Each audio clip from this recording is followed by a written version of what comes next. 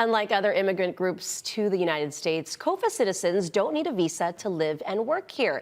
In my Immigration in Hawaii series, here's a look at how advocates are helping COFA residents access long-promised benefits. For nearly 4 decades, citizens of the Federated States of Micronesia, the Marshall Islands, and Palau have been free to live and work legally in the U.S. under the Compacts of Free Association. In exchange, the U.S. military has unlimited access to the 2 million square mile region.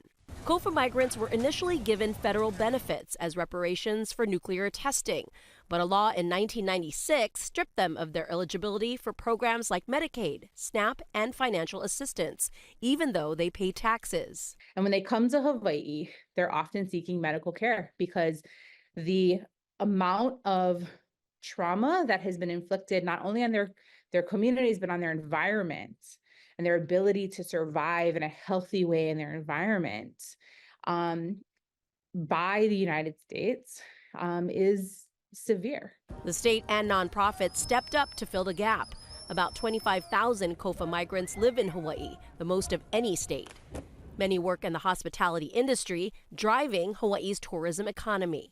Waipahu Safe Haven began as a computer lab for youth and now helps immigrants of all backgrounds access resources, critical during the pandemic and after the Maui fires. They wouldn't go to the doctor because they didn't want to make a bill. They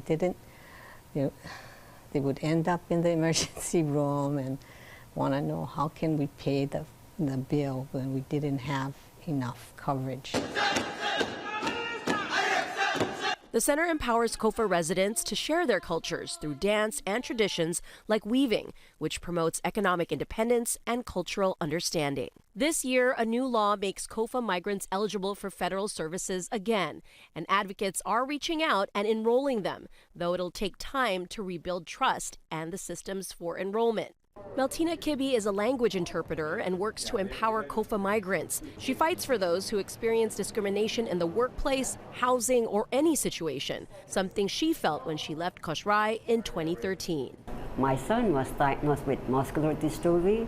2013, I got him over to Hawaii, and he's still under good care, and he's now at Kulana Malama. I was homesick. I was shutting my door, and I was like crying out. We were called cockroaches.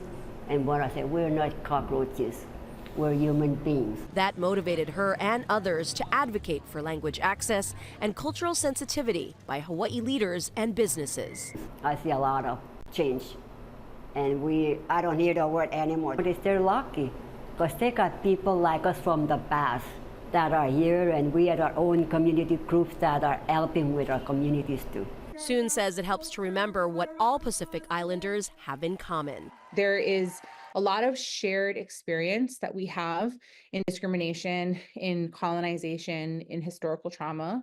I think that if every single person were to just pause and we were to do a little bit of a mo'oku auhau of our own ohana, we would be reminded of our own immigrant roots. Annalisa Burgos, Hawaii News Now.